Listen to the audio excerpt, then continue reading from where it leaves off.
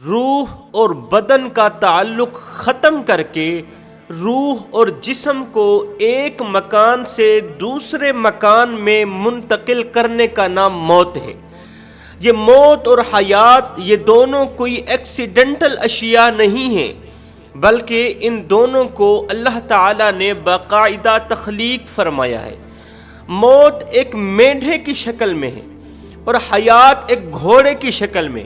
وہ گھوڑا جو تیز دوڑتا ہے، گھوڑا دوڑتا دوڑتا دوڑتا دوڑتا آخر کار تھک کر بیٹھ جاتا ہے۔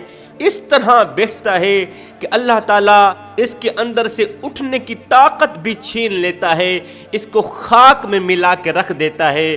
گھوڑا مر گیا، حیات ختم ہو گئی، موت حیات کو کھا گئی، اور قیامت کے دن 1,24,000 رسولوں اور پیغمبروں کی امتوں کے سامنے اللہ تعالیٰ موت جیسے مینڈھے کو ذبح کرے گا، موت کو ختم کرے گا، موت کا بھی نام و نشان ختم ہو جائے گا۔ آج کا ہمارا جو سبق ہے وہ ہے 3 نشانیاں جس انسان کے اندر دیکھو سمجھ جاؤ کہ انہی دنوں کے اندر یہ شخص مرنے والا ہے۔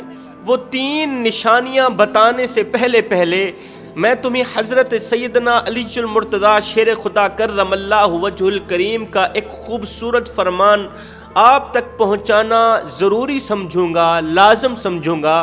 حضرت علی رضی اللہ تعالی عنہ فرماتے ہیں کمزور دل اور اپنے جذبات پر قابو نہ پانے والے لوگ، کمزور دل لوگ اور اپنے جذبات پر قابو نہ پانے والے لوگ کوشش کریں کہ وہ مرنے والے انسان کے قریب بالکل بھی نہ بیٹھیں۔ جو انسان مر رہا ہو، مرنے والا جو مریض ہو، روح جسم کو الوداع کہہ رہی ہو، کسی کی موت کے وقت کمزور دل لوگ اور اپنے جذبات پر قابو نہ پانے والے لوگ مرنے والے کے قریب بیٹھ جاتے ہیں، پھر زار و قطار روتے ہیں، اونچی اونچی آواز میں روتے ہیں، جس سے مرنے والے کو بہت زیادہ تکلیف برداشت کرنا پڑتی ہے۔ دیکھو، محبت کرنے والوں کو تکلیف میں دیکھنا یہ بھی ایک قسم کی تکلیف ہے۔ محبت کرنے والوں کو، چاہنے والوں کو روتا ہوا دیکھنا، اپنی بیوی کو، بچوں کو، عزیز و اقارب کو، ماں باپ کو، بہن بھائیوں کو اس قدر شدید تکلیف میں دیکھنا، روتا ہوا دیکھنا، یہ بھی ایک قسم کی تکلیف ہے۔ ایک شخص فوت ہوا، اس کے مر جانے کے بعد، اس دنیا فانی سے رخصت ہو جانے کے بعد، کسی نے خواب کی دنیا میں اس مرنے والے شخص سے ملاقات کی، تو ملاقات کے دوران پوچھا کہ سنا جب تیری روح نکل رہی تھی تو روح کے نکلتے وقت کس قدر تکلیف محسوس ہوئی؟ روح کے نکلتے وقت، مرتے وقت کس قدر تکلیف محسوس ہوئی؟ اس نے کہا کہ تکلیف میری طرف آ رہی تھی، مجھے تکلیف دینے کے لیے تکلیف میری طرف بڑھ رہی تھی، لیکن میری نماز، روزہ، حج، زکوٰۃ نے دوڑ کر اس تکلیف کو مجھ سے دور کر دیا۔ میری روح تو آسانی سے نکلی، لیکن ایک تکلیف مجھے اس طرح کی ہوئی جو ناقابل برداشت تھی، وہ مجھ سے برداشت نہیں ہو رہی تھی۔ اس شخص نے کہا وہ کون سی تکلیف تھی جس نے آپ کو بہت زیادہ درد دیا؟ اس نے کہا کہ جب میں مر رہا تھا تو میرے عزیز و اقارب میرے سامنے بیٹھے تھے، تو میرا ایک چھوٹا سا بچہ تھا، وہ رو رو کے کہہ رہا تھا، زار و قطار خون کے آنسو بہا کے کہہ رہا تھا، ابا تو اللہ کے سپرد ہوا، تو ہمیں اکیلا تنہا چھوڑ کے اللہ کے سپرد ہوا، یہ بتا کہ ہمیں کس کے حوالے کر کے جا رہا ہے، ہمیں کس کے سپرد کر کے جا رہا ہے؟ ابا تو نے ہمیں یتیم کر دیا، اب ہم یتیموں والی زندگی گزاریں گے، اب تیرے جانے کے بعد، تیرے مر جانے کے بعد ہم دوسروں کے اترے ہوئے کپڑے پہنیں گے، دوسروں کے اترے ہوئے جوتے پہنیں گے، ہم دوسروں کا بچا ہوا کھانا کھائیں گے۔ میرے بچے کے یہ جو جملے تھے نا، ان جملوں نے مجھے اس قدر تکلیف دی کہ مجھ سے برداشت نہیں ہو پا رہی تھی۔ حضرت علی رضی اللہ تعالی عنہ فرماتے ہیں جب انسان مرنے لگتا ہے جب انسان کی روح نکل رہی ہوتی ہے تو جسم کا ہر ایک عضو کام کرنا چھوڑ دیتا ہے، مگر جسم کی سماعت کی حس برقرار رہتی ہے۔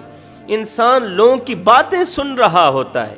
ساتھ میں حضرت علی رضی اللہ تعالی عنہ نے یہ بھی فرمایا کہ موت سے پہلے یہ 4 کام ضرور کرنا، 4 کام ضرور ہی کر کے مرنا، نہیں تو تمہارے عزیز و اقارب کو مشکلات کا سامنا کرنا پڑے گا۔ موت سے پہلے اپنے عزیز و اقارب کے سامنے انہیں ایک وصیت لکھ کر دیں۔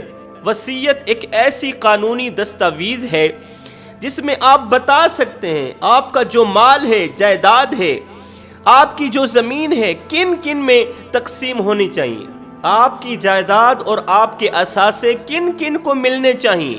فرمایا دوسرا کام، اگر آپ چاہتے ہیں کہ دور دراز سے لوگ آپ کا جنازہ پڑھنے کو آئیں، اگر آپ چاہتے ہیں کہ دور دراز سے بہت زیادہ لوگ آپ کے جنازے میں شرکت کریں، ان میں سے کوئی ایک متقی پرہیزگار اللہ والا ہوگا جس کے دل کا تعلق اللہ کی ذات کے ساتھ جڑا ہوا ہوگا، اس کی آمد تمہاری بخشش کا ذریعہ بنے گی۔ اگر تم ایسا چاہتے ہو تو فرمایا لوگوں کے دلوں میں محبت پیدا کرنا سیکھو، لوگوں کے دلوں میں محبت اس طرح پیدا کرو کہ کوئی بھی آپ کو کھونا نہ چاہے، کوئی بھی تمہیں کھونا نہ چاہے، ہر وقت تمہاری لمبی عمر کے لیے دعا کرتے رہیں، اگر تم مر جاؤ تو وہ تمہاری بخشش کے لیے دعا کریں۔ وہ کام کون سے ہیں جو لوگوں کے اندر محبت پیدا کرتے ہیں؟ وہ ہے غریبوں کی مدد کرنا، اللہ اکبر، یتیم بچوں کو کھانا کھلانا، مسکینوں کو کھانا کھلانا۔ اگر دل پتھر ہو جائے تو اس پتھر دل کو نرم کرنے کا ایک ہی نسخہ ہے، ایک ہی علاج ہے، وہ ہے مسکینوں کو کھانا کھلانا۔ کسی غریب انسان کی بچی کی کسی جگہ شادی کر دینا، پھر اپنی جیب سے اسے جہیز دے کر اسے رخصت کرنا، یہ اچھا کام ہے۔ حضرت علی فرماتے ہیں تیسرا کام جو کر کے جانا، وہ مرنے سے پہلے اپنے کفن دفن کا انتظام خود ہی کر کے جانا، تاکہ تمہارے مر جانے کے بعد کسی کو تمہارے کفن کی پریشانی کا سامنا نہ کرنا پڑے۔ فرمایا چوتھا کام جو سب سے اہم کام ہے وہ ہے توبہ کر کے مرنا، اپنے گناہوں کو بخشوا کے مرنا۔ توبہ کر کے مرو گے تو کامیابی والی موت مرو گے، اگر توبہ کے بغیر مرو گے تو ناکامی والی موت مرو گے۔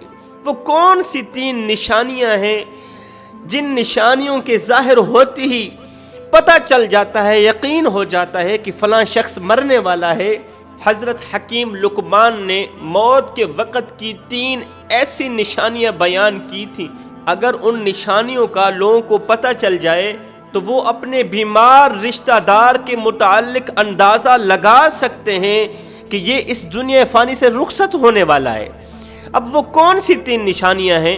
ذرا غور سے سنیے گا۔ پوچھا گیا حضرت وہ کون سی 3 علامات ہیں؟ حضرت حکیم لقمان نے فرمایا آخری سانس لینے سے 40 دن پہلے اس کی بھوک کا لگنا بالکل بند ہو جاتا ہے۔ آخری سانس لینے سے 40 دن پہلے مرنے والے انسان کی بھوک کا لگنا بالکل بند ہو جاتا ہے۔ آگے لکھتے ہیں اور اگر روئی کا لقمہ اس کے منہ میں ڈال دیا جائے تو اس میں نگلنے کی صلاحیت ختم ہو جاتی ہے۔ حضرت حکیم لقمان دوسری نشانی بیان کرتے ہوئے فرماتے ہیں کہ مرنے والے کی رنگت پیلی یا رغوانی ہو جاتی ہے۔ ایسے شخص کا جسم بہت زیادہ گرم یا بہت زیادہ سرد محسوس ہونے لگتا ہے، سانس لینے میں بہت زیادہ دشواری ہوتی ہے، اور سانس لینے کے ساتھ مرنے والے کی خوفناک آواز بھی نکلنے لگتی ہے۔